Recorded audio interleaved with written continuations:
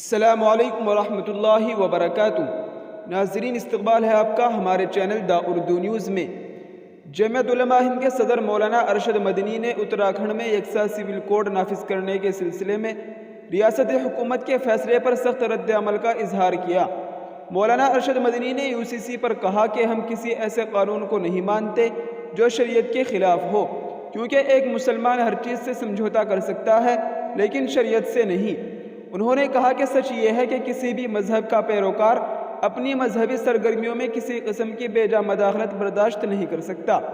UCC آئین کے بنیادی حقوق سے انکاری ہے۔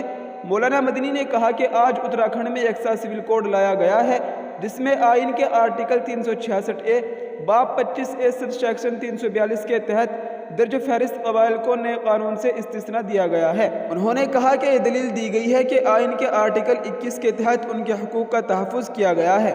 ایسی صورتحال میں جب انہیں اس قانون سے دور رکھا جا سکتا ہے تو پھر ہم آئین کے آرٹیکل 25 اور 26 کے تحت مذہبی آزادی کیوں دیں؟ کیا یہ نہیں دیا جا سکتا؟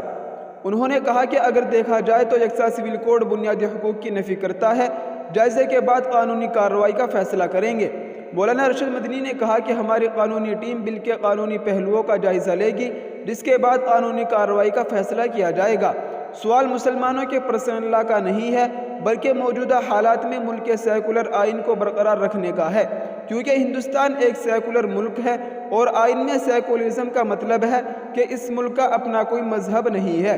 مولانا مدنی نے کہا کہ ہمارا ملک ایک کثیر ثقافتی اور کثیر المذہبی ملک ہے، یہ بھی اس کی خاصیت ہے، اس لیے یہاں ایک قانون نہیں چل سکتا۔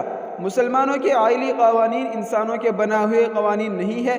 مولانا مدنی نے کہا کہ ہم یہ واضح کرنا چاہتے ہیں کہ ہمارے آئلی قوانین انسانوں کے بنا ہوئے قوانین نہیں ہے، وہ قرآن و حدیث سے پیدا ہوئے ہیں۔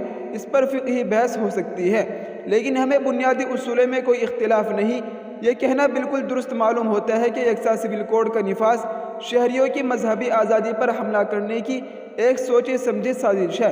فرقہ پرست طاقتیں آئے روز نئے مذہبی مسائل کھڑا کر کے ملکی اقلیتوں بالخصوص مسلمانوں کو خوف اور انتشار میں مبتلا رکھنا چاہتی ہے۔ ناظرین، یہ اس وقت کی بڑی خبر تھی جس کو ہم نے آپ کے ساتھ شیئر کیا ہے۔